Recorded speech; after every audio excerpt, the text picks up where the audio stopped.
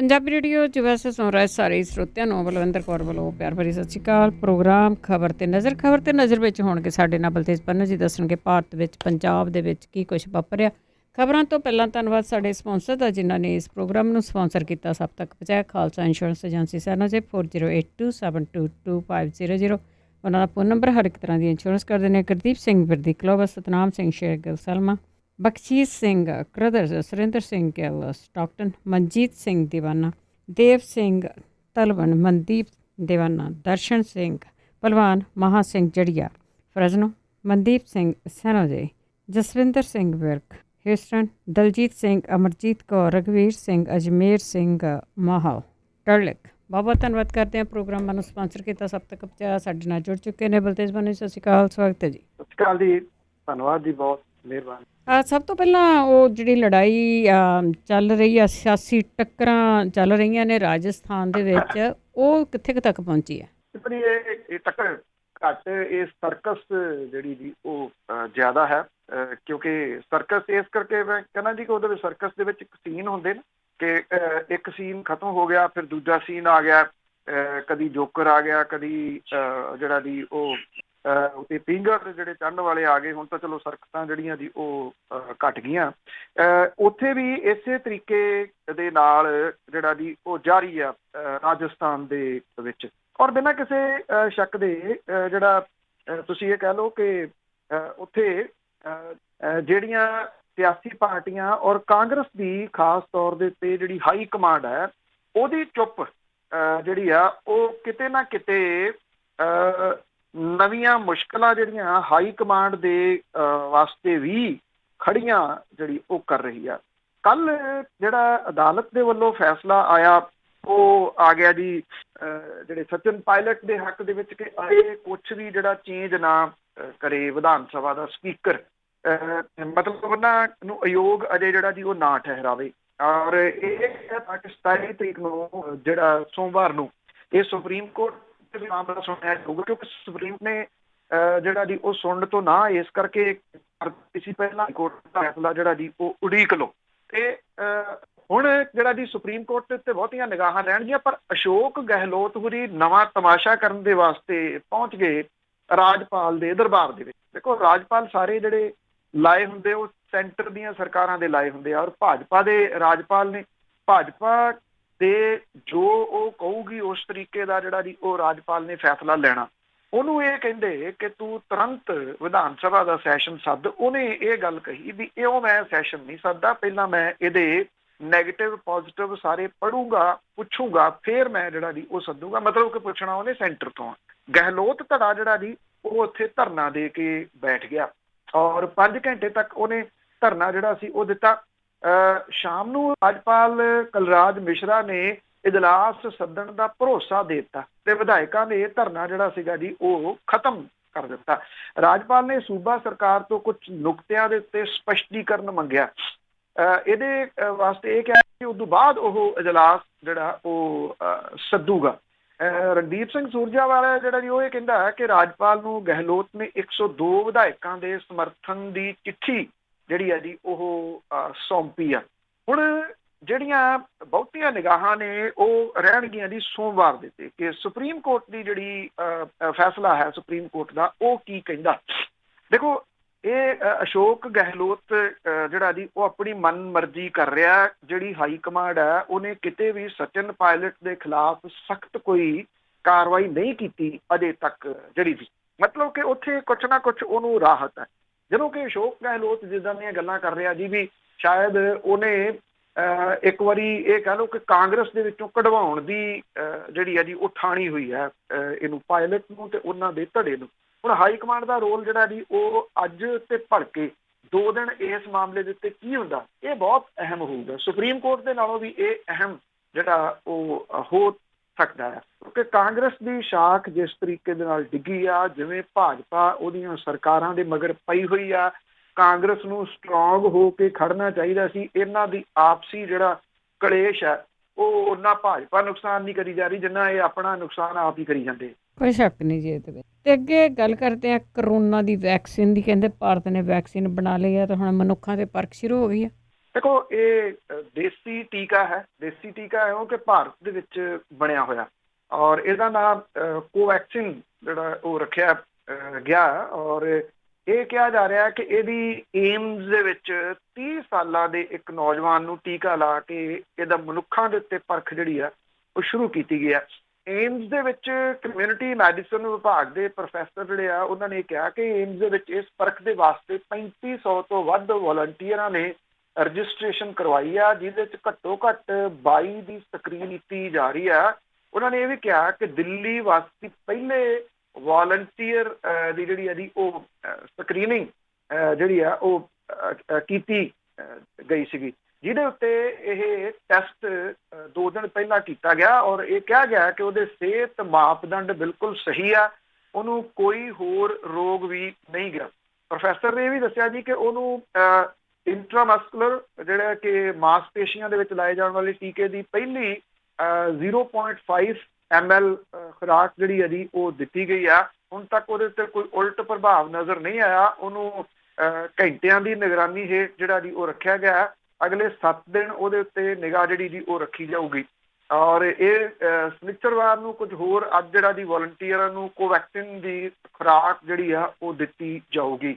Actually ਜਿੱਥੇ ਇਸ ਵੇਲੇ ਵਿਸ਼ਵ ਭਰ ਦੇ ਵਿੱਚ ਇਸ ਗੱਲ ਦਾ ਚਰਚਾ ਕਿ ਕਦੋਂ ਇਹਦੀ ਜਿਹੜੀ ਦਵਾਈ ਆਉਂਦੀ ਆ ਕਰੋਨਾ ਵਾਇਰਸ ਦੀ ਤੇ ਕਦੋਂ ਇਹਦੀ ਪਰਖ ਜਿਹੜੀ ਆ ਉਹ ਮਨੁੱਖਾਂ ਦੇ ਉੱਤੇ ਸ਼ੁਰੂ ਹੁੰਦੀ ਹੈ।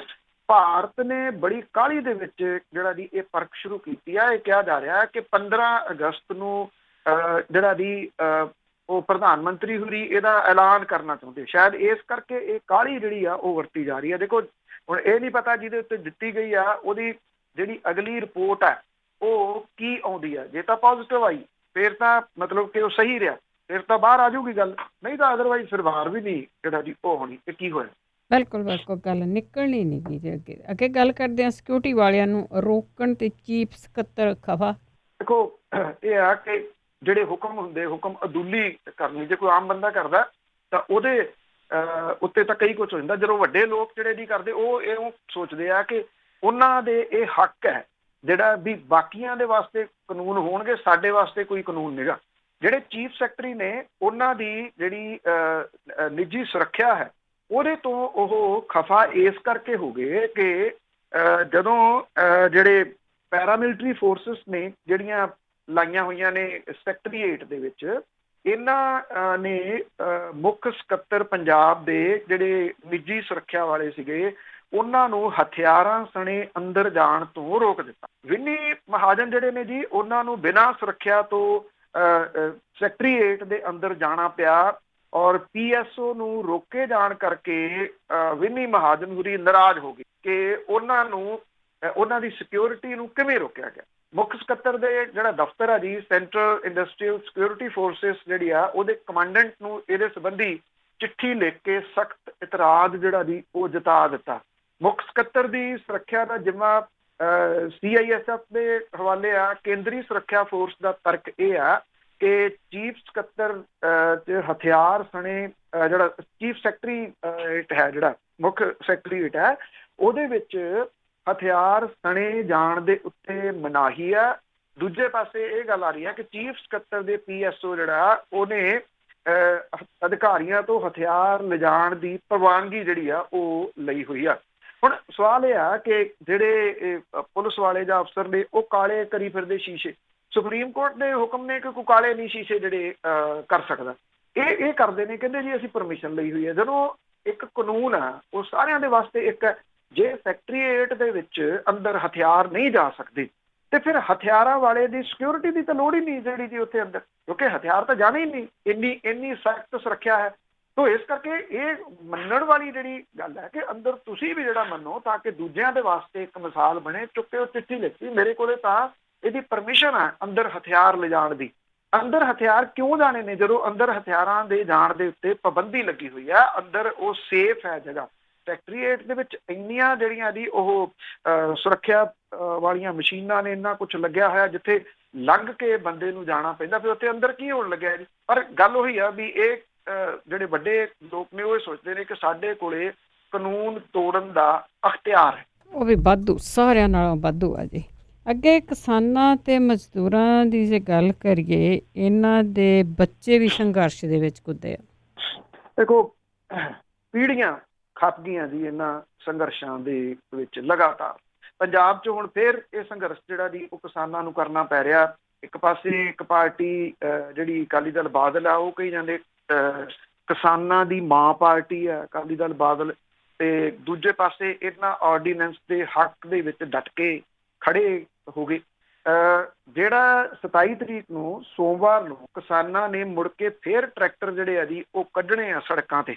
ਇਸ ਵਾਰੀ ਇਹ ਜਿਹੜੇ ਕਿਸਾਨਾਂ ਦੇ ਟਰੈਕਟਰਾਂ ਦੇ ਮੂੰਹ ਅਕਾਲੀ ਭਾਜਪਾ ਨੇਤਾਵਾਂ ਦੇ ਘਰਾਂ ਵੱਲ ਨੂੰ ਹੋਣਗੇ, ਔਰ ਅਕਾਲੀ ਭਾਜਪਾ ਨੇਤਾਵਾਂ ਦੇ ਘਰਾਂ ਨੂੰ ਟਰੈਕਟਰਾਂ ਦੇ ਨਾਲ ਕਿਸਾਨ ਘੇਰਨਗੇ ਕਿ ਤੁਸੀਂ ਇਹਨਾਂ ਆਰਡੀਨੈਂਸਾਂ ਦੇ ਹੱਕ ਦੇ ਵਿੱਚ ਕਿਵੇਂ ਜਿਹੜਾ ਜੀ ਉਹ ਖੜੇ ਹੋ। ਉਧਰ ਸੰਘਰਸ਼ੀ ਪਿੜ ਜਿਹੜਾ ਜੀ ਚੱਲ ਰਿਹਾ, ਜਿਹੜਾ ਪਿੰਡਾਂ ਤੱਕ ਜਿਹੜਾ ਉਹ ਪਹੁੰਚ ਚੁੱਕਿਆ ਹੈ ਖੇਤੀ ਆਰਡੀਨੈਂਸਾਂ ਦੇ ਖਿਲਾਫ। ਇਹਦੇ ਵਿੱਚ ਜਿਹੜਾ ਜੀ ਇਹ ਨਵਾਂ ਹੱਲਾ ਬੋਲਿਆ ਜਾ ਰਿਹਾ, ਇਹਦੇ ਵਿੱਚ ਬੱਚੇ ਤੇ ਔਰਤਾਂ ਉਹ ਵੀ ਨਾਲ ਜਿਹੜਾ ਜੀ ਆਪਣੇ ਕਿਸਾਨਾਂ ਦੇ ਨਾਲ ਜਿਹੜਾ ਉਹ ਖੜੀਆਂ ਹੋਈਆਂ ਨੇ। ਦਰਜਨ ਕਿਸਾਨ ਧਿਰਾਂ ਦੇ ਵੱਲੋਂ ਜਿਹੜਾ ਜੀ 27 ਜੁਲਾਈ ਨੂੰ ਪੰਜਾਬ ਦੀ ਧਰਤੀ ਦੇ ਉੱਤੇ ਇੱਕ ਵੱਡਾ ਮੁਹਾਜ਼ ਖੜਾ ਕੀਤਾ ਜਾਣਾ। ਇਹ ਵੀ ਇੱਕ ਪੱਖੋਂ ਨਵੇਕਲੀ ਤੇ ਵਧੀਆ ਗੱਲ ਹੈ ਕਿ ਇਹ ਕਿਸਾਨ ਜਥੇਬੰਦੀਆਂ ਜਿਹੜੀਆਂ ਹੈਗੀਆਂ ਨੇ 7 ਦੇ ਕਰੀਬ 27 ਜੁਲਾਈ ਨੂੰ ਜਿਹੜੀਆਂ 1 ਦਰਜਨ ਮਾਫ ਕਰਨਾ ਕਿਸਾਨ ਧਿਰਾਂ ਨੇ, ਜਿਨ੍ਹਾਂ ਨੇ ਇਹ ਹੋਕਾ ਜਿਹੜਾ ਜੀ ਦਿੱਤਾ ਕਿ 27 ਜੁਲਾਈ ਨੂੰ ਸੜਕਾਂ ਦੇ ਉੱਤੇ ਨਿਕਲੋ ਤੇ ਅਕਾਲੀ ਭਾਜਪਾ ਨੇਤਾਵਾਂ ਦੇ ਘਰਾਂ ਨੂੰ ਘੇਰੋ ਟਰੈਕਟਰਾਂ ਦੇ ਨਾਲ ਜਿਹੜਾ ਜੀ। ਔਰ ਇਹਦੇ ਵਿੱਚ ਜਿਹੜੇ ਬੱਚੇ ਤੇ ਔਰਤਾਂ ਦਾ ਜਿਹੜਾ ਆਉਣਾ ਇਸ ਸੰਘਰਸ਼ ਦੇ ਵਿੱਚ, ਇਹ ਵੀ ਇੱਕ ਜਿਹੜੀ ਉਹ ਨਵਾਂ ਸੁਨੇਹਾ ਕਿਹਾ ਜਾ ਸਕਦਾ ਜੀ। ਮਾਨਸਾ ਡਿਸਟ੍ਰਿਕਟ ਦੇ ਖੋਖਰ ਖੁਰਦ ਦੇ ਵਿੱਚ ਜਿਹੜਾ ਸੀਗਾ ਜੀ ਕਈ ਸਕੂਲੀ ਬੱਚੇ ਵੀ ਜਿਹੜਾ ਜੀ ਉਹ ਸ਼ਾਮਲ ਹੋਏ। ਬੇਸ਼ੱਕ ਇਹ ਬੱਚੇ ਆਰਡੀਨੈਂਸਾਂ ਦੇ ਵੱਡੇ ਵੱਡੇ ਜਿਹੜੇ ਮਤਲਬ ਨਿਕਲਦੇ ਨੇ ਉਹਨਾਂ ਤੋਂ ਅਣਜਾਣ ਨੇ, ਪਰ ਖੇਤਾਂ ਨੂੰ ਪੈਣ ਵਾਲੀ ਜਿਹੜੀ ਚਾਨਣੀ ਦੀ ਸੋਝੀ ਜ਼ਰੂਰ ਜਿਹੜਾ ਜੀ ਇਹ ਰੱਖਦੇ ਆ ਕਿ ਉਹਨਾਂ ਦੇ ਮਾਪਿਆਂ ਦੇ ਉੱਤੇ ਇਹ ਮੁਸ਼ਕਲ ਸਮਾਂ ਆ ਗਿਆ। ਛੋਟੀਆਂ ਛੋਟੀਆਂ ਥੋੜ੍ਹੀਆਂ ਥੋੜ੍ਹੀਆਂ ਜ਼ਮੀਨਾਂ ਵਾਲੇ ਇਹ ਲੋਕ ਨੇ, ਕੋਈ 2 ਕਿੱਲੇ ਦਾ ਮਾਲਕ ਹੈ, ਕੋਈ 1.5 ਕਿੱਲੇ ਦਾ ਮਾਲਕ ਹੈ, ਕੋਈ 3 ਕਿੱਲਿਆਂ ਵਾਲਾ ਹੈ। ਇਸ ਕਰਕੇ ਜਦੋਂ ਮਾਪੇ ਗੱਲਾਂ ਕਰਦੇ ਨੇ ਤੇ ਬੱਚਿਆਂ ਦੇ ਉੱਤੇ ਵੀ ਉਹਦਾ ਅਸਰ ਜਿਹੜਾ ਉਹ ਹੁੰਦਾ ਕਿ ਸਾਡੇ ਮਾਪਿਆਂ ਦੇ ਉੱਤੇ ਇਹ ਤਕਲੀਫ ਦਾ ਸਮਾਂ। ਔਰਤਾਂ ਜਿਹੜੀਆਂ ਜੀ ਉਹ ਵੀ ਇਸ ਸੰਘਰਸ਼ ਦੇ ਵਿੱਚ ਵੱਡੀ ਗਿਣਤੀ ਦੇ ਵਿੱਚ ਸਾਰੇ ਪਿੰਡਾਂ ਦੇ ਵਿੱਚ ਨਿਕਲੀਆਂ ਨੇ ਆਪਣੇ ਛੋਟੇ ਬੱਚਿਆਂ ਨੂੰ ਨਾਲ ਲੈ ਕੇ, ਕਿਉਂਕਿ ਅੱਜ ਕੱਲ੍ਹ ਸਕੂਲ ਵੀ ਬੰਦ ਨੇ ਤੇ ਬੱਚੇ ਵੀ ਜਿਹੜਾ ਜੀ ਉਸ ਸਮੇਂ ਦਾ ਹਾਣੀ ਬਣਨਾ ਚਾਹੁੰਦੇ ਨੇ ਤੇ ਆਪਣੇ ਮਾਂ ਪਿਓ ਦੇ ਇਸ ਔਖੇ ਸਮੇਂ ਦੇ ਉੱਤੇ ਉਹਨਾਂ ਦੇ ਨਾਲ ਜਿਹੜਾ ਜੀ ਉਹ ਥਾਂ ਥਾਂ ਤੇ ਖੜੇ ਹੋ ਰਹੇ। ਵੈਸੇ ਜਿਹੜੀ ਵੱਡੀ ਇਸ ਵੇਲੇ ਤਿਆਰੀ ਹੈ ਜੀ ਉਹ ਸਾਰੀਆਂ ਕਿਸਾਨ ਜਥੇਬੰਦੀਆਂ ਦੇ ਵੱਲੋਂ 27 ਤਰੀਕ ਭਾਵ ਤੇ ਸੋਮਵਾਰ ਦੀ ਜਾ ਰਹੀ ਹੈ, ਜਿਹੜੇ ਕਿ ਅਰਥੀ ਫੂਕ ਮੁਜ਼ਾਹਰੇ ਔਰ ਜਿਵੇਂ ਮੈਂ ਤੁਹਾਨੂੰ ਦੱਸਿਆ ਕਿ ਅਕਾਲੀ ਭਾਜਪਾ ਜਿਹੜੇ ਆਗੂ ਨੇ ਉਹਨਾਂ ਦੇ ਘਰਾਂ ਨੂੰ ਘੇਰਿਆ ਜਾਊਗਾ। ਜੀ ਜੀ, ਚਾਹੀਦਾ ਵੀ ਆ। ਹੁਣ ਚਲੋ ਅਗਲੀ ਜਨਰੇਸ਼ਨ ਵੀ ਨਾਲ ਲੱਗ ਗਈ ਆ। ਅਤੇ ਅੱਗੇ ਕੱਲ੍ਹ ਵੀ ਗੱਲ ਕੀਤੀ ਸੀ ਜਿਹੜੇ 267 ਪਾਵਨ ਸਰੂਪਾਂ ਦੀ ਗੱਲ ਕਰਦੇ ਹਾਂ, ਮਾਮਲਾ ਚੱਲਦਾ ਆ, ਉਸ ਦੇ ਵਿੱਚ ਰਿਟਾਇਰਡ ਸੁਪਰਵਾਈਜ਼ਰ ਤੋਂ ਬੜੀ ਲੰਬੀ ਪੁੱਛਗਿੱਛ ਕੀਤੀ ਗਈ ਹੈ। ਬਿਲਕੁਲ ਜੀ, ਐਕਚੁਅਲੀ ਇਹਨੇ ਹੀ ਸਾਰਾ ਮਾਮਲਾ ਜਿਹੜਾ ਨਾ ਜੀ ਇਹ ਕੱਢਿਆ ਹੈ ਬਾਹਰ, ਔਰ ਕਿ ਕੱਢਿਆ ਇਉਂ ਆ ਜੀ ਕਿ ਨਿਕਲ ਆਇਆ ਤੁਸੀਂ ਕਹ ਲਓ ਕਿ ਇਹਦਾ ਤੱਕ ਉਹਦੇ ਵਿੱਚ ਕਸੂਰ ਹੈਗਾ ਕਿ ਇਹਨੇ ਦਬਾ ਕੇ ਰੱਖਿਆ। ਜਦੋਂ ਨਵਾਂ ਆਇਆ ਸੀਗਾ ਉਹਨੇ ਚਾਰਜ ਜਦੋਂ ਲੈਣਾ ਚਾਹਿਆ ਤੇ ਇਹਨੇ ਜਿਹੜਾ ਜੀ ਉਹ ਦਿੱਤਾ ਨਹੀਂ। ਹੁਣ ਇਹ ਰਿਟਾਇਰਡ ਜਿਹੜਾ ਸਹਾਇਕ ਸੁਪਰਵਾਈਜ਼ਰ ਹੈ ਕਮਲਜੀਤ ਸਿੰਘ ਇਹਦਾ ਨਾਮ ਹੈ, ਇਹਦੇ ਤੋਂ ਲੰਬੀ ਪੁੱਛਗਿੱਛ ਜਿਹੜੀ ਕੀਤੀ ਗਈ, ਜਿਹੜੀ 6 ਘੰਟੇ ਤੋਂ ਉੱਤੇ ਜਿਹੜੀ ਉਹ ਚੱਲੀ। ਇਹ ਜਿਹੜੀ ਜਾਂਚ ਟੀਮ ਹੈ ਬਣਾਈ ਗਈ 2 ਮੈਂਬਰੀ, ਉਹਨੇ ਤਲਬ ਕਰਕੇ ਇਹਨੂੰ ਜਿਹੜਾ ਜੀ ਉਹ ਸੱਦਿਆ ਸੀਗਾ। ਉਹਨੇ ਉਹਦਾ ਦਾਵਾ ਸੀਗਾ ਕਿ ਉਹਨੇ ਕਈ ਗੁਰੂ ਗ੍ਰੰਥ ਸਾਹਿਬ ਦੇ ਸਰੂਪ ਸ਼੍ਰੋਮਣੀ ਕਮੇਟੀ ਦੇ ਅਧਿਕਾਰੀਆਂ ਤੇ ਮੈਂਬਰਾਂ ਦੇ ਕਹਿਣ ਦੇ ਉੱਤੇ ਇਸ ਆਧਾਰ ਤੇ ਦਿੱਤੇ ਸੀ ਕਿ ਬਾਅਦ ਦੇ ਵਿੱਚ ਇਹਨਾਂ ਦੀ ਲਿਖਤੀ ਪ੍ਰਵਾਨਗੀ ਮਿਲ ਜਾਊਗੀ। ਇਹ ਸਭ ਤੋਂ ਅਹਿਮ ਨੋਟ ਕਰਨ ਵਾਲੀ ਗੱਲ ਹੈ ਜੀ ਕਿ ਜਿਹੜੇ ਸ਼੍ਰੋਮਣੀ ਕਮੇਟੀ ਦੇ ਅਧਿਕਾਰੀ ਤੇ ਮੈਂਬਰਾਂ ਦੇ ਕਹਿਣ ਦੇ ਉੱਤੇ ਉਹਨੇ ਗੁਰੂ ਗ੍ਰੰਥ ਸਾਹਿਬ ਦੇ ਸਰੂਪ ਦੇਤੇ ਵੀ ਕੋਈ ਨਹੀਂ, ਬਾਅਦ ਦੇ ਵਿੱਚ ਇਹਨੂੰ ਆਪਾਂ ਚੜਾ ਲਾਂਗੇ ਰਜਿਸਟਰ ਦੇ ਉੱਤੇ। ਸ਼੍ਰੋਮਣੀ ਕਮੇਟੀ ਦੇ ਇੱਕ ਹੋਰ ਕਰਮਚਾਰੀ ਦੇ ਕੋਲੋਂ ਵੀ ਪੁੱਛ ਪੜਤਾਲ ਕੀਤੀ ਗਈ ਆ, ਜਿਹੜਾ ਕਿ ਇਹਨਾਂ ਸਰੂਪ ਦੇ ਦੂਜੇ ਸੂਬਿਆਂ ਦੇ ਵਿੱਚ ਭੇਜਣ ਤੇ ਛੱਡ ਕੇ ਆਉਣ ਦੀ ਜ਼ਿੰਮੇਵਾਰੀ ਨਿਭਾਉਂਦਾ ਸੀਗਾ। ਜਾਂਚ ਕਮੇਟੀ ਦੇ ਕੋਲੇ ਇੱਕ ਇਸ ਤਰ੍ਹਾਂ ਦੀ ਰਿਕਾਰਡਿੰਗ ਵੀ ਪਹੁੰਚੀ ਆ, ਜਿਹੜੀ ਫੋਨ ਰਿਕਾਰਡ ਕੀਤਾ ਹੋਇਆ, ਜਿਵੇਂ ਬਹੁਤ ਸਾਰੇ ਲੋਕ ਲਾਈ ਰੱਖਦੇ ਆ ਫੋਨ ਦੇ ਵਿੱਚ ਆਪਣੀ ਰਿਕਾਰਡਿੰਗ, ਉਹਦੇ ਵਿੱਚ ਇਹ ਰਿਕਾਰਡਿੰਗ ਆ ਜਿਹਦੇ ਵਿੱਚ ਦੋ ਕਰਮਚਾਰੀਆਂ ਦੀ ਆਪਸ ਦੇ ਵਿੱਚ ਗੱਲਬਾਤ ਦੇ ਵੇਰਵੇ ਜਿਹੜੇ ਆ ਉਹ ਸ਼ਾਮਲ ਹੈ। ਜਾਂਚ ਟੀਮ ਦੇ ਵੱਲੋਂ ਇਸ ਮਾਮਲੇ ਦੀ ਸ਼ਿਕਾਇਤਕਰਤਾ ਧਿਰ ਪੰਜਾਬ ਮਨੁੱਖੀ ਅਧਿਕਾਰ ਸੰਗਠਨ ਨੂੰ ਅਜੇ ਤੱਕ ਪੁੱਛ ਪੜਤਾਲ ਦੇ ਵਾਸਤੇ ਸੱਦਿਆ ਨਹੀਂ ਗਿਆ, ਜਿਨ੍ਹਾਂ ਦੀ ਸ਼ਿਕਾਇਤ ਦੇ ਉੱਤੇ ਐਕਚੁਅਲੀ ਇਹ ਸਾਰਾ ਮਾਮਲਾ ਬਾਹਰ ਨਿਕਲ ਕੇ ਸਾਹਮਣੇ ਆਇਆ ਸੀ, ਜਿਹਦੇ ਵਿੱਚ ਸਾਬਕਾ ਜਸਟਿਸ ਅਜੀਤ ਸਿੰਘ ਬੈਂਸ ਹੋਰੀ ਇਹਦੇ ਮੁਖੀ ਜੀ, ਉਹ ਬਜ਼ੁਰਗ ਅਵਸਥਾ ਦੇ ਵਿੱਚ ਨੇ ਇੰਨੀ ਦਿਨੀ, ਪਰ ਇੰਨਾ ਆ ਕਿ ਉਹਨਾਂ ਦੀ ਜਿਹੜੀ ਦੂਰ ਅੰਦੇਸ਼ੀ ਹੈ ਸੋਚ ਉਹਦੇ ਨਾਲ ਹੀ ਤੁਸੀਂ ਕਹ ਲਓ ਕਿ ਇਹ ਮਾਮਲਾ ਇੱਥੇ ਤੱਕ ਆ ਗਿਆ, ਨਹੀਂ ਤਾਂ ਦੱਬਿਆ ਪਿਆ ਸੀਗਾ ਜੀ। 16 ਦਾ ਇਹ ਮਾਮਲਾ 4 ਸਾਲ ਤੋਂ ਜਿਹੜਾ ਜੀ ਉਹ ਦੱਬਿਆ ਪਿਆ ਸੀਗਾ। ਇਸ ਮਾਮਲੇ ਦੇ ਉੱਤੇ ਜਿਹੜੀ ਹੈ ਜੀ ਉਹ ਹਾਈ ਕੋਰਟ ਦੇ ਸਾਬਕਾ ਜੱਜ ਨਵਿਤਾ ਸਿੰਘ ਤੇ ਤੇਲੰਗਾਨਾ ਹਾਈ ਕੋਰਟ ਦੇ ਵਕੀਲ ਈਸ਼ਰ ਸਿੰਘ ਜਿਹੜੇ ਇਹਦੀ ਜਾਂਚ ਕਰ ਰਹੇ ਆ, ਜਿਨ੍ਹਾਂ ਨੇ 1 ਮਹੀਨੇ ਦੇ ਵਿੱਚ ਇਹ ਜਾਂਚ ਦੇਣੀ ਹੈ। ਇੱਕ ਵੀਡੀਓ ਮੈਂ ਹੁਣੇ ਪੋਸਟ ਕੀਤੀ ਹੈ ਜੀ ਪੇਜ ਦੇ ਉੱਤੇ, ਜੇ ਕੋਈ ਦੇਖਣਾ ਚਾਹੇ ਤਾਂ ਉਹਦੇ ਵਿੱਚ ਗੁਟਕੇ ਆਏ ਆ ਜੀ ਕੁਝ ਜਿਹੜੇ ਆ, ਉਹਦੇ ਵਿੱਚ ਸੁਖਮਣਾ ਸਾਹਿਬ ਲਿਖਿਆ ਹੋਇਆ ਜੀ।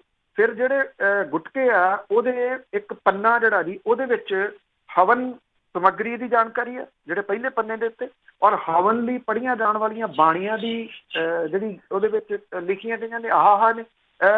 ਉਹਦੇ ਗੁਟਕੇ ਦਾ ਉੱਤੋਂ ਨਾਮ ਬਦਲ ਦਿੱਤਾ ਗਿਆ, ਅੰਦਰ ਜਿਹੜੀਆਂ ਦੀ ਕੁਝ ਤੁਕਾਂ ਜਿਹੜੀਆਂ ਉਹਦੇ ਚ ਅਦਲਾ ਬਦਲੀ ਜਿਹੜੀ ਦੁਨੀਆ 'ਚ ਤੁਸੀਂ ਜਿੱਥੇ ਵੀ ਸੁਣ ਰਹੇ ਹੋ, ਜਿੱਥੇ ਵੀ ਇੱਕ ਗੱਲ ਜਿਹੜੀ ਜੀ ਉਹ ਸਾਰੇ ਇਸ ਚੀਜ਼ ਨੂੰ ਪ੍ਰਚਾਰੋ ਜਿਹੜਾ ਜੀ ਕਿ ਕਿਸੇ ਵੀ ਤਰੀਕੇ ਨਾਲ ਕਿ ਜਿਹੜੇ ਲੋਕ ਇਹ ਕਹਿੰਦੇ ਆ ਕਿ ਪੁਰਾਣਾ ਗੁਟਕਾ ਸਾਨੂੰ ਦੇ ਦਿਓ, ਜਿਹੜੇ ਬਿਰਧ ਹੋ ਗਏ ਕਹਿੰਦੇ ਜਿਹੜੇ ਗ੍ਰੰਥ ਨੇ ਉਹ ਸਾਨੂੰ ਦੇ ਦਿਓ, ਅਸੀਂ ਉਹਨਾਂ ਦਾ ਜਿਹੜਾ ਜੀ ਉਹ ਸੰਸਕਾਰ ਕਰਨਾ, ਔਰ ਇਹਦੇ ਲਈ ਬਕਾਇਦਾ ਤੌਰ ਦੇ ਉੱਤੇ ਗੋਇੰਦਵਾਲ ਦੇ ਵਿੱਚ ਜਿਹੜਾ ਜੀ ਉਹ ਬਣਾਇਆ ਹੋਇਆ ਸੰਸਕਾਰ ਕਰਨ ਦਾ। ਇਹ ਸਾਜ਼ਿਸ਼ ਹੈ ਬਹੁਤ ਵੱਡੀ। ਪੁਰਾਤਨ ਜਿਹੜੇ ਚੀਜ਼ਾਂ ਨੇ ਉਹ ਤੁਹਾਡੇ ਤੋਂ ਵਾਪਸ ਲੈਣੀਆਂ। ਪੁਰਾਤਨ ਚੀਜ਼ਾਂ ਕਿਸੇ ਵੀ ਹਾਲਤ ਦੇ ਵਿੱਚ ਕਿਸੇ ਨੂੰ ਨਾ ਦਿਓ।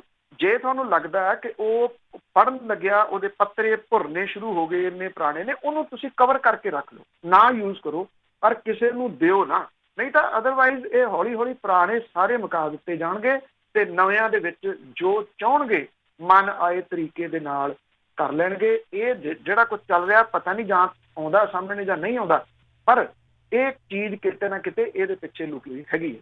ਲੁਕੀ ਨੇ ਜੇ ਹੁਣ ਤੇ ਸਾਹਮਣੇ ਆ ਗਈ ਆ, ਇੱਥੋਂ ਬਾਹਰੋਂ ਤਾਂ ਬਹੁਤ ਲੈ ਕੇ ਗਏ ਆ, ਅੱਜ ਤੇ ਨਹੀਂ ਬਹੁਤ ਸਾਲਾਂ ਤੋਂ ਇਹ ਕੰਮ ਸ਼ੁਰੂ ਹੋਇਆ ਆ, ਤੇ ਲੋਕਾਂ ਨੇ ਧੜਾ ਆਪਣੇ ਘਰਾਂ ਦੇ ਵਿੱਚ ਜਿਹੜੇ ਵੀ ਸਰੂਪ ਪਏ ਸੀਗੇ ਗੁਰਦੁਆਰਿਆਂ ਦੇ ਵਿੱਚ ਸੀਗੇ ਉਹ ਭੇਜ ਵੀ ਦਿੱਤੇ ਆ। ਸੋ ਕੰਮ ਹੋ ਗਿਆ, ਬਹੁਤਾ ਹੋ ਗਿਆ, ਹੁਣ ਅਗਲੀ ਪੀੜ੍ਹੀ ਲੜਨ ਦੇ ਲਈ ਤਿਆਰ ਰਹੇ। ਤੇ ਅੱਗੇ ਗੱਲ ਕਰਦੇ ਹਾਂ ਪੰਜਾਬ ਸਰਕਾਰ ਦੇ ਨਿੱਤ ਬਦਲਦੇ ਬਿਆਨਾਂ ਤੋਂ, ਲੋਕ ਭੰਬਲ ਭੂਸੇ ਦੇ ਵਿੱਚ। ਬਿਲਕੁਲ, ਐਕਚੁਅਲੀ ਕੀ ਹੈ ਜੀ ਕਿ ਇਉਂ ਲੱਗਦਾ ਹੈ ਕਿ ਜਿਵੇਂ ਸਵੇਰੇ ਕੋਈ ਫੈਸਲਾ, ਦੁਪਹਿਰੇ ਕੋਈ, ਸ਼ਾਮ ਨੂੰ ਜਿਹੜਾ ਜੀ ਉਹ ਕੋਈ ਇਸ ਕਿਸਮ ਦੇ ਜਿਹੜੇ ਆਦੇਸ਼ ਨੇ ਉਹਨੇ ਲੋਕਾਂ ਦੇ ਵਿੱਚ ਬਹੁਤ ਸਾਰੇ ਭੰਬਲ ਭੂਸੇ ਜਿਹੜੇ ਆ ਜੀ ਉਹ ਖੜੇ ਕੀਤੇ ਆ। COVID-19 ਦੇ ਨਾਲ ਨਿਪਟਣ ਦੇ ਵਾਸਤੇ ਜਿਹੜਾ ਆਫਤ ਪ੍ਰਬੰਧਨ ਕਾਨੂੰਨ ਹੈ 2005 ਉਹਦੇ ਤਹਿਤ ਸਰਕਾਰ ਦਿਸ਼ਾ ਨਿਰਦੇਸ਼ ਜਿਹੜੀ ਜੀ ਉਹ ਦਿੰਦੀ ਰਹੀ ਹੈ।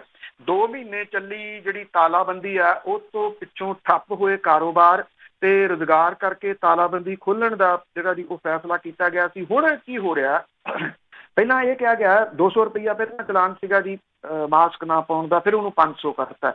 ਅੱਛਾ, 67 ਦਿਨਾਂ ਦੇ ਵਿੱਚ 15 ਕਰੋੜ ਰੁਪਈਆ ਸਰਕਾਰ ਇਹਨਾਂ ਚਲਾਨਾਂ ਤੋਂ ਕਮਾ ਚੁੱਕੀ ਹੋਈ ਆ, ਮਾਸਕ ਵਾਲੇ ਉਹ ਚਲਾਨ ਤੋਂ। ਹੁਣ ਮਾਸਕ ਦਾ ਜਿਹੜਾ ਚਲਾਨ ਹੈ ਜੀ ਉਹ 2000 ਰੁਪਈਏ ਕਰ ਦਿੱਤਾ ਗਿਆ। ਇਹ ਕਿਹਾ ਗਿਆ ਕਿ ਪਹਿਲੀ ਰਾਸ਼ੀ ਉਹਦੇ ਵਿੱਚ ਸ਼ਾਮਲ ਰਹੂਗੀ, ਮਤਲਬ ਕਿ 2500 ਰੁਪਈਆ ਉਹ ਹੋ ਗਿਆ।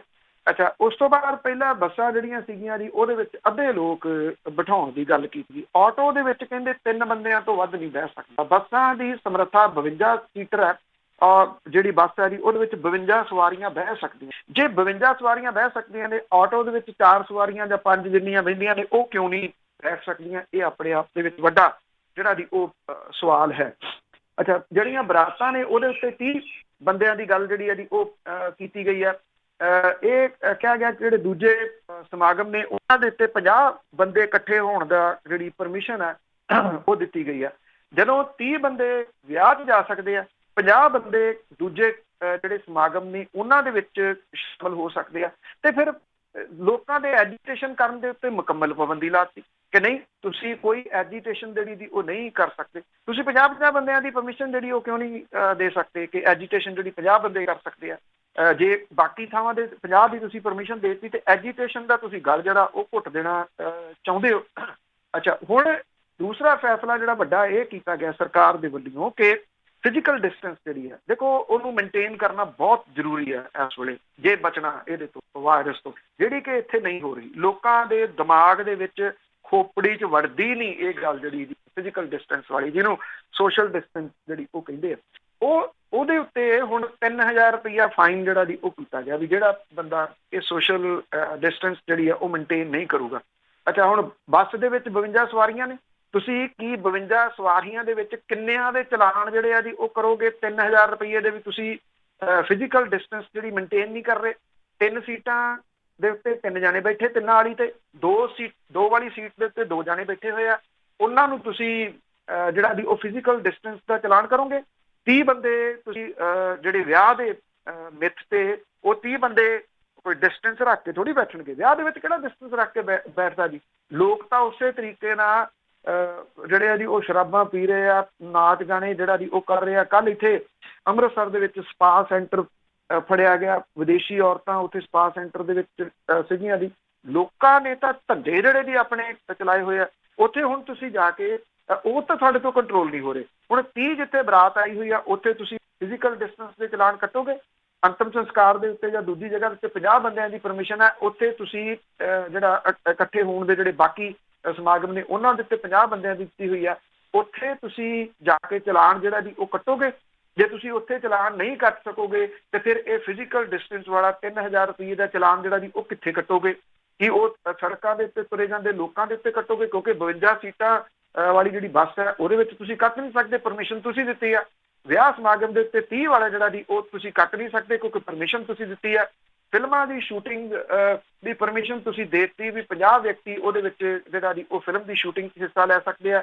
ਉੱਥੇ ਤੁਸੀਂ ਇਹ ਚਲਾਨ ਜਿਹੜਾ ਜੀ ਉਹ ਕੱਟੋਗੇ ਜਾ ਕੇ? ਨਹੀਂ ਕੱਟਿਆ ਜਾ ਸਕਦਾ ਕਿਉਂਕਿ ਉਹ ਕਹਿਣਗੇ ਜੀ ਸਾਡੇ ਕੋਲੇ ਪਰਮਿਸ਼ਨ ਹੈ, ਸਰਕਾਰ ਨੇ ਪਰਮਿਸ਼ਨ ਜਿਹੜੀ ਹੈ ਜੀ ਉਹ ਦਿੱਤੀ ਹੈ। ਇਹ ਫੈਸਲੇ ਇਹੋ ਜਿਹੇ ਆ ਜਿਹਦੇ ਵਿੱਚ ਦੂਰ ਅੰਦੇਸ਼ੀ ਕੋਈ ਨਹੀਂ ਨਜ਼ਰ ਜਿਹੜੀ ਜੀ ਉਹ ਆ ਰਹੀ। ਇਹ ਉਹ ਆ ਮਤਲਬ ਕਿ ਜਿਵੇਂ ਉਹ ਕਹਿੰਦਾ ਆ ਇੱਦਾਂ ਕਰ ਲਈਏ, ਕਹਿੰਦਾ ਆਹ ਦੇਖ ਲਓ ਇੱਦਾਂ ਹੀ ਕਰ ਲਓ। ਉਹ ਕਹਿੰਦਾ ਆਹ ਮੈਨੂੰ ਠੀਕ ਨਹੀਂ ਲੱਗਿਆ, ਹੁਣ ਇਹਨੂੰ ਆਹ ਨਾ ਕਰ ਲਈਏ, ਚਲੋ ਇੱਦਾਂ ਕਰਕੇ ਦੇਖ ਲਓ। ਇਹ ਸਰਕਾਰਾਂ ਦੇ ਫੈਸਲੇ ਇੱਦਾਂ ਦੇ ਨਹੀਂ ਹੁੰਦੇ। ਉਹਦੇ ਵਾਸਤੇ ਕੁਝ ਤਿਆਰੀ, ਕੁਝ ਐਕਸਪਰਟ ਜਿਹੜੀਆਂ ਰਾਏ ਨੇ ਉਹ ਲੈਣੀਆਂ ਹੁੰਦੀਆਂ ਨੇ। ਮੈਂ ਅੱਗੇ ਵੀ ਇੱਕ ਦਿਨ ਗੱਲ ਕਹੀ ਵੀ ਕੁਝ ਹੁੰਦੇ ਆ ਸਲਾਹਕਾਰ, ਕੁਝ ਹੁੰਦੇ ਸਵਾਖਲਾਰ। ਤੋ ਜਦੋਂ ਸਲਾਹਕਾਰ ਜਿਹੜਾ ਜੀ ਉਹ ਨਾ ਹੋਣ, ਇੰਨੇ ਸਲਾਹਕਾਰ ਤਨਖਾਹਾਂ ਲੈ ਰਹੇ ਹੋਣ ਤੇ ਫਿਰ ਫੈਸਲੇ ਇੱਦਾਂ ਦੇ ਹੋਣ, ਹੈਰਾਨੀਜਨਕ ਆ ਜੀ। ਲੋਕ ਇਸੇ ਹੀ ਚੱਕਰ 'ਚ ਰਹਿੰਦੇ ਆ ਵੀ ਹੁਣ ਕਰੀਏ ਤੇ ਜਿਹੜਾ ਜੀ ਉਹ ਕੀ ਕਰੀਏ। ਔਰ ਇਹ ਕਿਹਾ ਜਾ ਰਿਹਾ ਕਿ ਮੈਰਿਜ ਪੈਲਸ ਵਾਲੇ ਵੀ ਕਹਿੰਦੇ ਆ ਵੀ ਕੋਈ ਨਹੀਂ ਤੁਸੀਂ ਲਿਆਓ, ਅਸੀਂ 2 AC ਬੱਸਾਂ ਬਾਹਰ ਖੜੀਆਂ ਕਰ ਦਿਆਂਗੇ, 52 ਬੰਦੇ ਉਹਨਾਂ 'ਚ ਬਿਠਾ ਦਾਂਗੇ ਤੇ ਦਾਰੂ ਸਿੱਕਾ ਉੱਥੇ ਸਰਵ ਕਰੀ ਚੱਲਾਂਗੇ ਤੇ 30 ਅੰਦਰ ਹਾਲ ਦੇ ਵਿੱਚ ਆ ਜਾਏ। ਬਿਲਕੁਲ ਉਹਨਾਂ ਨੇ ਵੀ ਜੁਗਾੜ ਲਾਉਣਾ ਆ ਨਾ ਇਹ ਵੀ ਕੋਈ। ਤੇ ਅੱਗੇ ਗੱਲ ਕਰਦੇ ਇੱਕ ਭਾਜਪਾ ਆਗੂ ਦੀ ਜਿਹੜਾ ਸੈਂਟਰ ਦੇ ਵਿੱਚ ਵੀ ਆ, ਵੈਸੇ ਤਾਂ ਟੀਕਾ ਬਣਾ ਲਿਆ ਭਾਰਤ ਨੇ, ਪਰ ਉਹਨੇ ਕਹਿੰਦੇ ਇੱਕ ਪਾਪੜ ਬਣਾਇਆ, ਲਾਂਚ ਕੀਤਾ ਆ ਜਿਹਦੇ ਨਾਲ ਕਰੋਨਾ ਭੱਜਦਾ। ਦੇਖੋ ਜੇ ਤੁਹਾਨੂੰ ਯਾਦ ਹੋਵੇ ਤਾਂ ਇੱਕ ਵੀਡੀਓ ਬੜੀ ਵਾਇਰਲ ਹੋਈ, ਗੋ ਕਰੋਨਾ ਗੋ। ਉਹ ਇੱਕ ਨੇਤਾ ਜੀ ਸਨ ਜੀ ਭਾਜਪਾ ਦੇ, ਉਹ ਮੰਤਰੀ ਨੇ ਸੈਂਟਰ ਦੇ ਵਿੱਚ, ਔਰ ਉਹ ਤੱਲੀਆਂ ਖੜਕਾ ਕੇ ਇਹ ਗਾਣਾ ਗਾ ਰਹੇ ਸੀਗੇ ਤੇ ਉਹਨਾਂ ਦੇ ਨਾਲ ਜਿਹੜੇ ਉਹਨਾਂ ਦੇ ਚਾਪਲੂਸ ਨੇ ਉਹ ਨਾਲ ਦੀ ਨਾਲ ਉੱਚੀ ਜਿਹੜਾ ਜੀ ਉਹਨਾਂ ਦੇ ਪਿੱਛੇ ਬੋਲ ਰਹੇ ਸੀ ਗੋ ਕਰੋਨਾ ਗੋ, ਤੇ ਨਾਲ ਟੱਲੀਆਂ ਵਜਾ ਰਹੇ ਸੀ। ਟੱਲੀਆਂ ਤੋਂ ਯਾਦ ਆਈ ਵੀ ਉਦੋਂ ਪਹਿਲਾਂ ਥਾਲੀਆਂ ਵੀ ਖੜਕਾਈਆਂ ਗਈਆਂ ਸੀਗੀਆਂ ਭਾਜਪਾ ਦੀ ਸਰਕਾਰ ਦੇ ਵੱਲੋਂ। ਆਖਿਆ ਗਿਆ ਵੀ ਆਓ ਵੀ ਬਾਲਕੋਨੀਆਂ ਦੇ ਵਿੱਚ ਥਾਲੀਆਂ ਖੜਕਾਓ। ਭਗਤਾਂ ਨੇ ਥਾਲੀਆਂ ਨੂੰ ਜਿਹੜਾ ਸੀਗਾ ਉਹ ਚਿਮਟੇ, ਢੋਲਕੀਆਂ, ਵਾਜੇ ਸਾਰਾ ਕੁਝ ਨਾਲ ਜੋੜ ਲਿਆ। ਤੇ ਜਿਸ ਦਿਨ ਇੱਕ ਦਿਨ ਦਾ ਜਿਹੜਾ ਦੀ ਉਹ ਕਰਫਿਊ ਲਾਇਆ ਗਿਆ ਸੀ, ਜਿਹਨੂੰ ਜਨਤਾ ਕਰਫਿਊ ਕਿਹਾ ਗਿਆ ਸੀਗਾ, ਉਦੋਂ ਬਾਅਦ ਲੋਕ ਟੋਲੀਆਂ ਬਣਾ ਕੇ ਬਾਜ਼ਾਰਾਂ ਦੇ ਵਿੱਚ ਭੰਗੜੇ ਪਾਉਂਦੇ ਆ ਗਏ। ਤੇ ਇੱਥੇ ਪਟਿਆਲੇ ਦੇ ਵਿੱਚ ਭੰਗੜੇ ਪਏ ਸੀ ਉਸ ਟਾਈਮ। ਮੈਨੂੰ ਤਾਂ ਇੱਕਦਮ ਯਾਦ ਆ ਗਿਆ ਜਿੱਥੇ ਉਹ ਭੰਗੜੇ ਪਏ ਸੀਗੇ, ਜਿਸ ਜਗ੍ਹਾ ਦੇ ਉੱਤੇ ਸ਼ਹਿਰ ਦੇ ਅੰਦਰੂਨੀ ਹਿੱਸਾ ਇਸ ਵੇਲੇ ਉਹ ਕੰਟੇਨਮੈਂਟ ਜ਼ੋਨ ਬਣਿਆ ਹੋਇਆ। ਮੈਕਸੀਮਮ ਕੇਸ ਉੱਥੋਂ ਆਏ ਆ। ਉਹ ਥਾਲੀਆਂ ਵਾਲਿਆਂ ਨੂੰ ਪਤਾ ਨਹੀਂ ਅਕਲ ਜਿਹੜੀ ਦੀ ਉਹ ਆਊਗੀ ਜਾਂ ਨਹੀਂ। ਉਦੋਂ ਬਾਅਦ ਇਹ ਕਹਿ ਦਿੱਤਾ ਗਿਆ ਕਿ ਇਹਦੀ ਮੋਮਬੱਤੀਆਂ ਤੇ ਦੀਵੇ ਜਗਾਓ। ਭਗਤਾਂ ਨੇ ਮੋਮਬੱਤੀਆਂ ਤੇ ਦੀਵੇ ਜਿਹੜੇ ਸੀਗੇ ਜੀ ਉਹਦੇ ਨਾਲ ਆਤਿਸ਼ਬਾਜ਼ੀ ਵੀ ਜੋੜ ਲਈ। ਮੈਨੂੰ ਯਾਦ ਹੈ ਉਸ ਰਾਤ ਜਿੰਨੀ ਆਤਿਸ਼ਬਾਜ਼ੀ ਚੱਲੀ, ਉਹ ਕਿੱਥੋਂ ਆਈ ਆਤਿਸ਼ਬਾਜ਼ੀ ਜਿਹੜੀ ਸੀ ਇਹ ਨਹੀਂ ਜਿਹੜਾ ਜੀ ਉਹ ਪਤਾ। ਜਿਹੜਾ ਪੋਲਿਊਸ਼ਨ ਹੈ ਉਹ ਇਸ ਵਾਇਰਸ ਦੇ ਵਿੱਚ ਇੱਕ ਵੱਡਾ ਰੋਲ ਜਿਹੜਾ ਜੀ ਉਹ ਨਿਭਾਉਂਦਾ ਹੈ। ਪੋਲਿਊਸ਼ਨ ਅਸਮਾਨ ਦੇ ਵਿੱਚ ਜਿਹੜਾ ਜੀ ਉਹ ਕਰ ਲਿਆ ਗਿਆ ਉਦੋਂ ਰੱਜ ਕੇ। ਔਰ ਉਹ ਜਿੱਥੇ ਜਿੱਥੇ ਜ਼ਿਆਦੀ ਆਤਿਸ਼ਬਾਜ਼ੀ ਚੱਲੀ ਉਹ ਸ਼ਹਿਰ ਅੱਜ ਜਿਹੜੇ ਜੀ ਉਹ ਘਿਰੇ ਹੋਏ ਆ। ਕੋਈ ਇਹ ਕੱਢ ਲੇ, ਕਹਿਣ ਦੀ ਗੱਲ ਨਹੀਂ ਗੀ ਜੀ, ਕੋਈ ਫਿਗਰ ਜਿਹੜੀਆਂ ਜੀ ਇਹ ਕੱਢ ਲੇ ਕਿ ਜਿੱਥੇ ਜ਼ਿਆਦੀ ਆਤਿਸ਼ਬਾਜ਼ੀ ਜਿਹੜੀ ਚੱਲੀ ਸੀ ਬੰਬੇ ਦੇ ਵਿੱਚ ਲੋਕ ਜਿਹੜੇ ਆਪਣੇ ਬਾਲਕੋਨੀਆਂ 'ਚ ਖੜੇ ਸੀ, ਆਹੀ ਸੀ ਅਮਿਤਾਭ ਬੱਚਨ ਜਿਹੜੇ ਉੱਤੇ ਟੱਲੀਆਂ ਵਜਾਉਂਦੇ ਸੀਗੇ, ਸਾਰਾ ਟੱਬਰ ਪਿਆ ਜੀ ਅੰਦਰ। ਕਿਸੇ ਨੂੰ ਨਾ ਹੋਵੇ ਇਹ ਵਾਇਰਸ, ਕਿਸੇ ਨੂੰ ਨਾ ਹੋਵੇ। ਅੱਜ ਮੁੰਬਈ ਕਿਵੇਂ ਫਸੀ ਪਈ ਹੈ ਜੀ ਜ਼ਿੰਦਗੀ ਤੇ ਮੌਤ ਦੇ ਵਿਚਾਲੇ। ਦਿੱਲੀ ਦੇ ਵਿੱਚ ਭਗਤ ਡਰਾਮਾ ਕਰਦੇ ਸੀ, ਅੱਜ ਦਿੱਲੀ ਕਿਵੇਂ ਫਸੀ ਪਈ ਹੈ ਜੀ ਜ਼ਿੰਦਗੀ ਤੇ ਮੌਤ ਦੇ ਵਿਚਾਲੇ। ਇਹ ਜਿਹੜਾ ਜੀ ਇਸ ਵੇਲੇ ਬੀਕਾਨੇਰ ਤੋਂ ਸੰਸਦ ਮੈਂਬਰ ਨੇ ਤੇ ਸੰਸਦੀ ਮਾਮਲਿਆਂ ਦੇ ਕੇਂਦਰੀ ਰਾਜ ਮੰਤਰੀ ਨੇ ਅਰਜੁਨ ਰਾਮ ਮੇਘਵਾਲ, ਉਹਨੇ ਭਾਬੀ ਜੀ ਪਾਪੜ ਲਾਂਚ ਕੀਤਾ ਜੀ। ਔਰ ਤੁਸੀਂ ਹੈਰਾਨ ਹੋਵੋਗੇ ਜਦੋਂ ਇਹ ਭਾਬੀ ਜੀ ਪਾਪੜ ਉਹਨੇ ਲਾਂਚ ਕੀਤਾ ਤਾਂ ਉਹਨੇ ਇਹ ਗੱਲ ਕਹੀ ਆ ਕਿ ਕਰੋਨਾ ਦੇ ਖਿਲਾਫ ਲੜਨ ਦੇ ਵਾਸਤੇ ਐਂਟੀਬਾਡੀ ਸੈੱਲ ਵਿਕਸਿਤ ਕਰਨ ਦੇ ਵਿੱਚ ਇਹ ਪਾਪੜ ਮਦਦ ਕਰੂ। ਔਰ ਇਹ ਕਿਹਾ ਗਿਆ ਕਿ ਜਿਹੜੀ ਕੇਂਦਰ ਦੇ ਵਿੱਚ ਜਿਹੜੇ ਪ੍ਰਧਾਨ ਮੰਤਰੀ ਹੋਣਾ ਨੇ ਆਤਮ ਨਿਰਭਰ ਭਾਰਤ ਦੀ ਪਹਿਲ ਕਦਮੀ ਕੀਤੀ ਆ, ਉਹਦੇ ਤਹਿਤ ਕਹਿੰਦੇ ਬੀਕਾਨੇਰ ਦੀ ਇੱਕ ਪਾਪੜ ਬਣਾਉਣ ਵਾਲੀ ਕੰਪਨੀ ਨੇ ਇਹ ਪਾਪੜ ਬਣਾਇਆ। ਔਰ ਉਹ ਕਹਿੰਦੇ ਹੈ ਕਿ ਭਾਜਪਾ ਦੇ ਮੰਤਰੀ ਜਿਹੜਾ ਜੀ ਉਹ ਕਹਿੰਦੇ ਭਾਬੀ ਜੀ ਪਾਪੜ ਜੇ ਤੁਸੀਂ ਖਾਓਗੇ ਤਾਂ ਤੁਹਾਡਾ ਇਮਿਊਨ ਸਿਸਟਮ ਜਿਹੜਾ ਜੀ ਉਹ ਸਟਰੋਂਗ ਹੋ ਜਾਊਗਾ, ਫਿਰ ਤੁਹਾਨੂੰ ਕਰੋਨਾ ਜਿਹੜਾ ਜੀ ਉਹ ਨਹੀਂ ਚਿੰਬੜੂਗਾ। ਜਦੋਂ ਇਹ ਵੀਡੀਓ ਵਾਇਰਲ ਹੋਈ ਆ ਉਸ ਤੋਂ ਬਾਅਦ ਲੋਕਾਂ ਨੇ ਬਹੁਤ ਸਾਰੇ ਟਵੀਟ ਜਿਹੜੇ ਜੀ ਉਹ ਕੀਤੇ। ਇੱਕ ਬੰਦਾ ਇਹ ਕਹਿੰਦਾ ਕਿ ਪਤਾ ਨਹੀਂ ਕਿਹੜੇ ਜਨਮ ਦੇ ਪਾਪ ਕੀਤੇ ਸੀਗੇ ਦੇਸ਼ ਨੇ ਜਿਹੜੇ ਕਿ ਇਹੋ ਜਿਹੇ ਆਗੂ ਜਿਹੜਾ ਜੀ ਉਹ ਮਿਲੇ। ਇੱਕ ਬੰਦਾ ਲਿਖਦਾ ਕਿ ਮੇਰੇ ਕੋਲੇ ਪੁਰਾਣੀ ਜੁੱਤੀ ਪਈ ਆ, ਉਹਦੇ ਨਾਲ ਕੁਝ ਹੈਲਪ ਹੋ ਸਕਦੀ ਹੈ ਕਿਉਂਕਿ ਕਰੋਨਾ ਦੀ ਲੜਾਈ ਮੈਂ ਵੀ ਲੜਨੀ ਚਾਹੁੰਦਾ। ਇੱਕ ਹੋਰ ਜਿਹੜਾ ਵਿਅਕਤੀ ਹੈ ਜੀ ਉਹ ਲਿਖਦਾ ਕਿ ਮੰਤਰੀ ਸਾਹਿਬ ਨੇ ਖੁਦ ਮਾਸਕ ਕਿਉਂ ਪਾਇਆ ਹੋਇਆ, ਇਹ ਪਾਪੜ ਖਾ ਲੈਂਦੇ ਤੇ ਇਹਨਾਂ ਨੇ ਤਾਂ ਠੀਕ ਹੋ ਜਾਣਾ ਸੀ। ਮਾਸਕ ਪਾ ਕੇ ਭਾਬੀ ਜੀ ਪਾਪੜ ਜਿਹੜਾ ਜੀ ਉਹ ਲਾਂਚ ਕਰ ਰਹੇ ਆ, ਇਹਦਾ ਮਤਲਬ ਉਹ ਕਹਿੰਦੇ ਕਿ ਇਹ ਲੋਕਾਂ ਨੂੰ ਮੂਰਖ ਬਣਾ ਰਹੇ ਆ।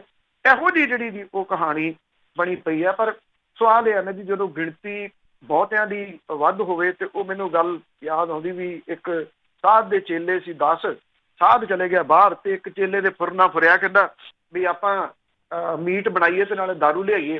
ਤੇ ਪਹਿਲਾਂ ਤਾਂ ਬਹੁਤਿਆਂ ਨੇ ਜਿਹੜਾ ਜੀ ਉਹ ਵਿਰੋਧ ਕੀਤਾ, ਕਰਦਿਆਂ ਕਰਾਉਂਦਿਆਂ ਉਹਨੇ 8 ਨੂੰ ਨਾਲ ਕਰ ਲਿਆ, 9ਵਾਂ ਉਹ ਹੋ ਗਿਆ। ਇੱਕ ਜਿਹੜਾ ਸੀ ਉਹ ਅੜਿਆ ਰਿਹਾ ਵੀ ਮੈਂ ਤਾਂ ਇਹ ਕੰਮ ਨਹੀਂ ਕਰਦਾ। ਉਹਨਾਂ ਨੇ ਸਾਰਾ ਕੁਝ ਕੀਤਾ। ਜਦੋਂ ਸਾਧ ਵਾਪਸ ਆਇਆ ਕੁਝ ਦਿਨਾਂ ਤੋਂ ਬਾਅਦ 9 ਜਣੇ ਜਿਹੜੇ ਸੀਗੇ ਜੀ ਉਹ ਰਲ ਕੇ ਉਹਨੂੰ ਸਾਧ ਨੂੰ ਕਹਿੰਦੇ ਵੀ ਆਹ ਬੰਦਾ ਤਾਂ ਬੜਾ ਖਰਾਬ ਆ, ਇਹਨੇ ਤਾਂ ਤੇਰੇ ਜਾਣ ਤੋਂ ਬਾਅਦ ਮੀਟ ਵੀ ਲਿਆਂਦਾ ਤੇ ਦਾਰੂ ਵੀ ਜਿਹੜੀ ਉਹ ਪੀਤੀ, ਤੇ ਸਾਧ ਨੇ ਆਉਂਦੇ ਸਾਰ ਉਹਨੂੰ ਬਾਹਰ ਕੱਢਤਾ ਸੀ। ਜਦੋਂ 9 ਇੱਕ ਪਾਸੇ ਹੋ ਜਾਣ ਤੇ ਇੱਕ ਕੀ ਕਰੂ। ਜੀ ਬਿਲਕੁਲ ਸਹੀ ਆ, ਬੜਾ ਕੁਝ ਚੱਲਦਾ ਹੈ। ਤੇ ਅੱਗੇ ਗੱਲ ਕਰਦੇ ਆ ਕਰੋਨਾ ਤੇ ਚੱਲਦਿਆਂ ਸਾਈਕਲਾਂ ਦੀ ਡਿਮਾਂਡ ਵਧੀ ਹੈ। ਦੇਖੋ ਇਹ ਇੱਕ ਚੰਗਾ ਪੱਖ ਵੀ ਇਹਦਾ ਜਿਹੜਾ ਜੀ ਉਹ ਹੈ, ਓਵਰਆਲ ਹੀ ਵਧੀਆ ਤੇ ਓਵਰਆਲ ਸਾਰੇ ਜਗ੍ਹਾ ਵਿਸ਼ਵ ਦੇ ਵਿੱਚ ਜਿਹੜੀ ਹੈ ਜੀ ਇਹ ਵੱਧ ਰਹੀ ਆ, ਭਾਰਤ ਦੇ ਵਿੱਚ ਵੀ ਵਧੀਆ। ਸਰੀਰਕ ਤੌਰ ਦੇ ਉੱਤੇ ਸਿਹਤਮੰਦ ਰਹਿਣ ਦੀ ਚਾਹ ਨੇ ਪੰਜਾਬੀਆਂ ਦੇ ਵਿੱਚ ਸਾਈਕਲ ਪ੍ਰਤੀ ਦਿਲਚਸਪੀ ਜਿਹੜੀ ਹੈ ਜੀ ਉਹ ਵਧਾਈ ਹੈ। ਇਹ ਚੰਗੀ ਗੱਲ ਆ, ਸਾਈਕਲ ਜਿਹੜਾ ਜੀ ਉਹ ਵਾਪਸ ਆਉਣਾ ਚਾਹੀਦਾ। ਇਹ ਬਹੁਤ ਸਾਰੇ ਮਾਮਲਿਆਂ ਦੇ ਵਿੱਚ ਚੰਗੀ ਹੋ ਸਕਦਾ। ਇੱਕ ਤਾਂ ਸਿਹਤ ਦੇ ਵਾਸਤੇ, ਪੋਲਿਊਸ਼ਨ ਦੇ ਵਾਸਤੇ, ਪੈਟਰੋਲ ਡੀਜ਼ਲ ਦੀ ਘੱਟ ਖਪਤ ਦੇ ਵਾਸਤੇ, ਛੋਟੇ ਮੋਟੇ ਕੰਮ ਨੇੜੇ ਤੇੜੇ ਕਰਨ ਦੇ ਵਾਸਤੇ। ਸਨਅਤਕਾਰਾਂ ਦੇ ਮੁਤਾਬਕ ਇਸ ਮੰਗ ਦਾ ਕਾਰਨ ਲੋਕਾਂ ਦਾ ਸਿਹਤ ਪੱਖੋਂ ਫਿਕਰਮੰਦ ਹੋਣਾ।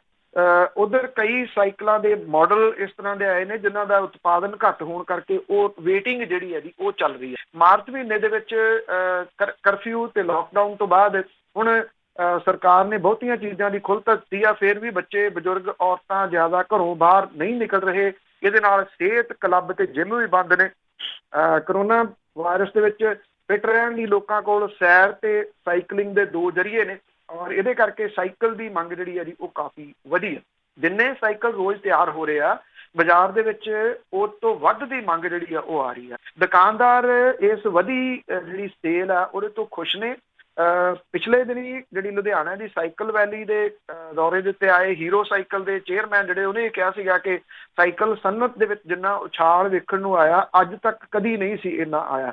ਜੁਲਾਈ ਮਹੀਨੇ ਦੇ ਵਿੱਚ ਹੀਰੋ ਸਾਈਕਲ ਨੇ 4 ਲੱਖ ਸਾਈਕਲ ਬਣਾਏ ਆ ਔਰ ਜਿਹਦੇ ਕਰਕੇ ਜਿਹੜਾ ਜੀ ਇਹਦੀ ਡਿਮਾਂਡ ਵੱਧ ਗਈ। ਪਰ ਹੁਣ ਉਹਨਾਂ ਕੋਲੇ ਮਜ਼ਦੂਰ ਹੈ ਨਹੀਂ ਗੇ ਕਿਉਂਕਿ ਬਹੁਤ ਸਾਰੇ ਮਜ਼ਦੂਰ ਜਿਹੜੇ ਆ ਉਹ ਚਲੇ ਗਏ ਆਪਣੇ ਸੂਬਿਆਂ ਨੂੰ। ਇਹਦੇ ਕਰਕੇ ਜਿਹੜਾ ਜੀ ਉਹ ਆ ਰਿਹਾ ਔਰ ਇਹ ਵੀ ਜਿਹੜਾ ਜੀ ਕਿਹਾ ਜਾ ਰਿਹਾ ਕਿ ਬੱਚੇ ਤੇ ਵੱਡੇ ਜਿਹੜੇ ਨੇ ਜੀ ਉਹ ਦੋਨੋਂ ਹੀ ਡਿਮਾਂਡ ਕਰ ਰਹੇ ਆ ਇਹਨਾਂ ਸਾਈਕਲਾਂ ਦੀ। ਬੱਚਿਆਂ ਦੇ ਸਾਈਕਲ ਜਿਹੜੇ ਜੀ ਇੱਥੇ 1500 ਤੋਂ ਲੈ ਕੇ 4500 ਰੁਪਏ ਤੱਕ ਜਿਹੜੇ ਛੋਟੇ ਹੁੰਦੇ ਨੇ ਬਹੁਤ, ਔਰ ਵੱਡੇ ਜਿਹੜੇ ਸਾਈਕਲ ਨੇ ਉਹ 8000 ਰੁਪਏ ਤੋਂ ਲੈ ਕੇ 15000 ਰੁਪਏ ਤੱਕ ਇਸ ਵੇਲੇ ਜਿਹੜੀ ਹੈ ਜੀ ਇਹਦੀ ਕੀਮਤ ਹੈ।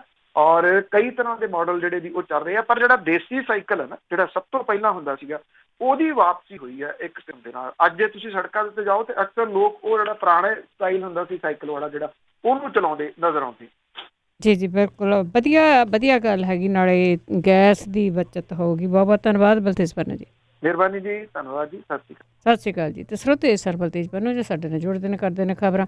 ਇਸੇ ਦੇ ਨਾਲ ਸਾਡਾ ਅੱਜ ਦਾ ਬੁਲਟਨ ਇੱਥੇ ਹੀ ਸਮਾਪਤ ਹੋਣ। ਬਲਵਿੰਦਰ ਕੌਰ ਵੱਲੋਂ ਵੀ ਆਪ ਸਭ ਨੂੰ ਹੀ ਪਿਆਰ ਭਰੀ ਸਤਿ ਸ੍ਰੀ ਅਕਾਲ।